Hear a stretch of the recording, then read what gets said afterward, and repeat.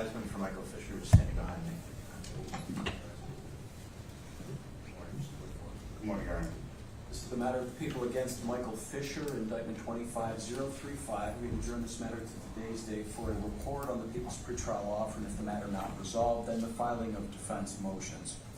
Where do we stand today, Mr. Eisman? Your Honor, we're rejecting the plea offer and prepared to file this motion. All right, Mr. Fischer, let me go over this with you just to make sure you understand, sir. What the people had proposed was that if you pled guilty to count 5 of this indictment that charges you with the felony offense of manslaughter in the second degree, they're then recommending a sentence of 3 to 9 years in state prison along with a waiver of appeal and mandatory state surcharges. If you are convicted after trial of that same offense, you face as much as 5 to 15 years in state prison. Understanding your exposure and that you may not see an offer this favorable again as we go forward, you wish to reject that today? Yes, sir. I'll mark the offer then as rejected. Counsel, as you said, your motions are due to be filed by the end of business today. The prosecution response will be filed by May 28th. Parties are then to return June 4th at 9:30 a.m. for argument and decision with respect to those motions. Is there anything further, Mr. Woodford? No, Your Honor. Mr. Eisman? Your Honor, I have the motions here that I can provide to the, I don't know if the clerk is here that I can file them with, or if I have to go downstairs, but I have them here in a working copy for the court and for Mr. Woodford. Okay. The fourth floor, we can send them? Right down on the fourth floor, you can get those stamped in. You're welcome to serve your copy on Mr. Woodford today. We'll take receipt this morning if you have it. Thank you. Thank you. Looking forward to it. Thank you. All right, thank you, Your Honor.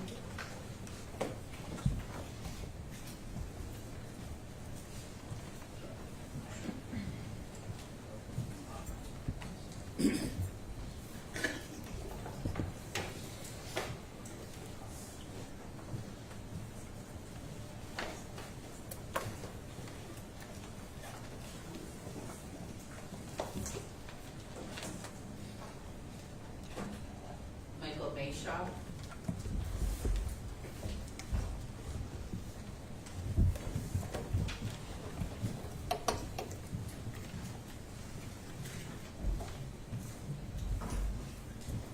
Your Honor, good morning. Thomas Capezza on behalf of Mr. Mayaw, who's present in the courtroom.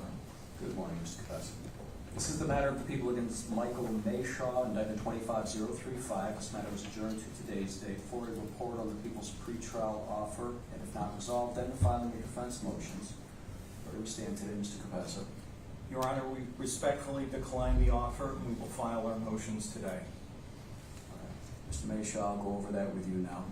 What the people had proposed was that if you pled guilty to count 4 of this indictment that charges you with the felony offense of manslaughter in the second degree, they're then recommending a sentence of 4 to 12 years in state prison along with a waiver of appeal and mandatory state surcharges. If you're convicted after trial of that same offense, you face as much as 5 to 15 years in state prison. Understanding your exposure and that you may not see an offer this favorable again as we go forward, do you wish to reject that today? Yes, Your Honor. The offer is then marked as rejected. Mr. Capezza, your motions will be filed by the end of business today. Yes, Your Honor. The people's response is due May 28th. The parties are now to return June 4th, 9:30 a.m. for argument and decision with respect to those motions. Did the prosecution have anything further? No, Your Honor. How about you, Mr. Capezza? Nothing here further, Your Honor. Thank you. Thank you. I'll see you all back June 4th.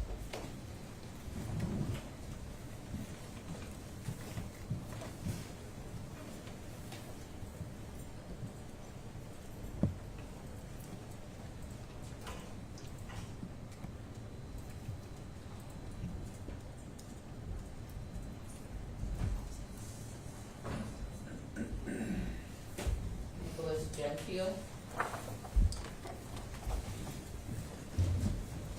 Your Honor, may we approach? Please, come on up.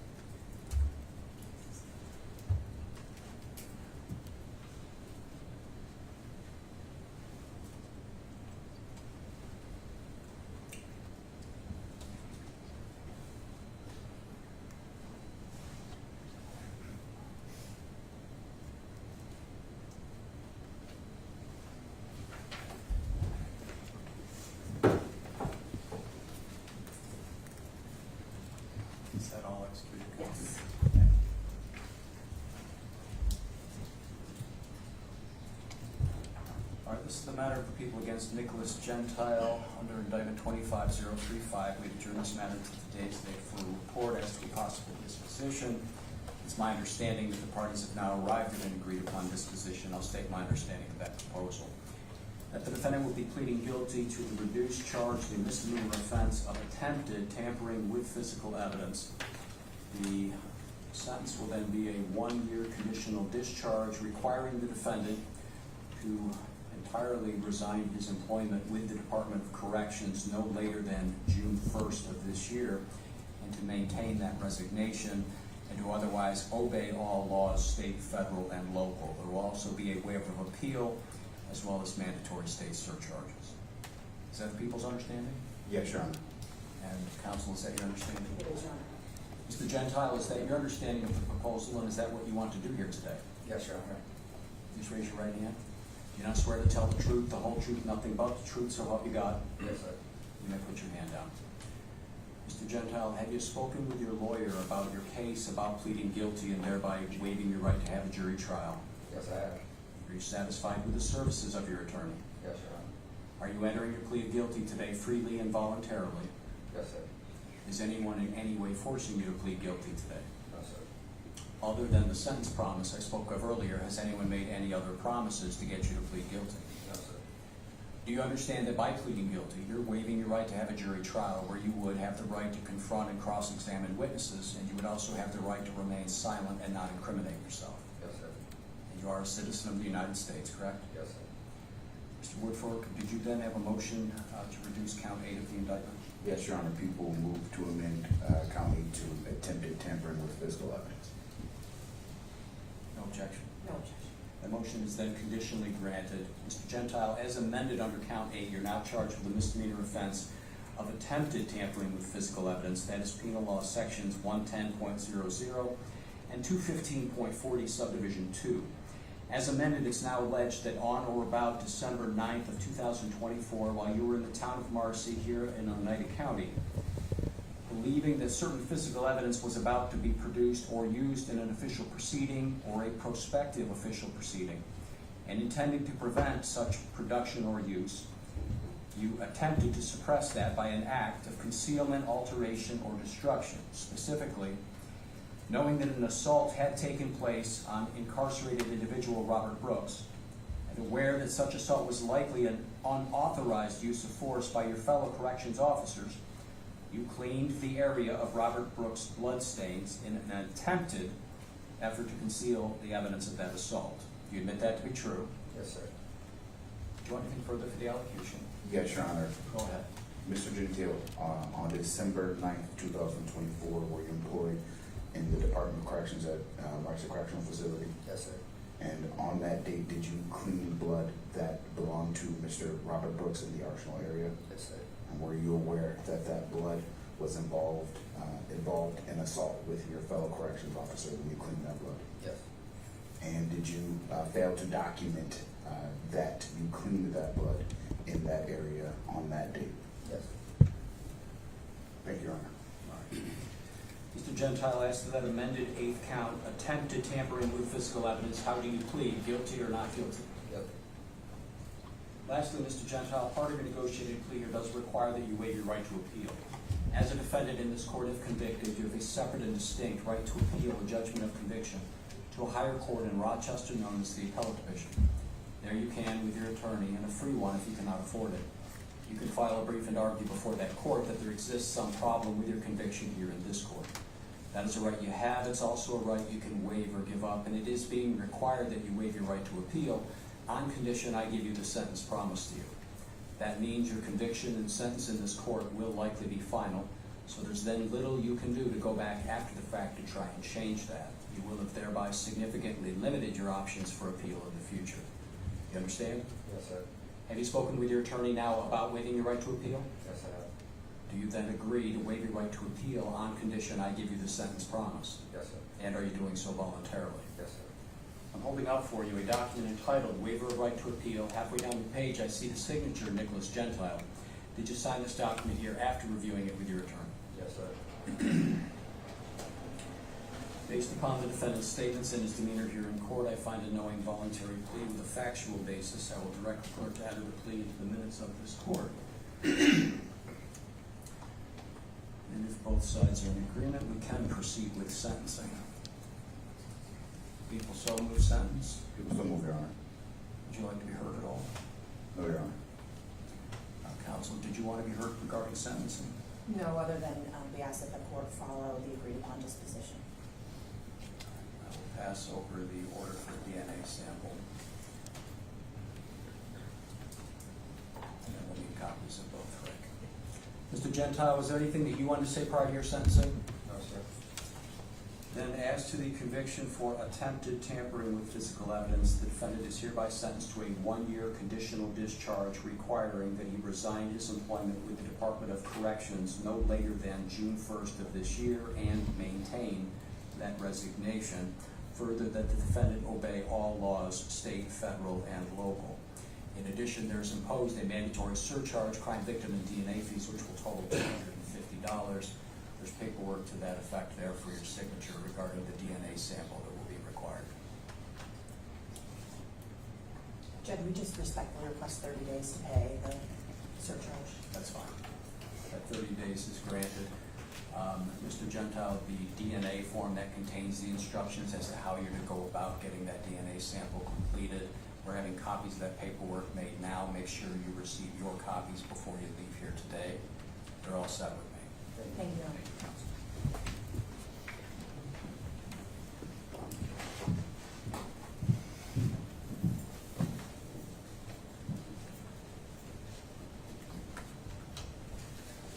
David Walters.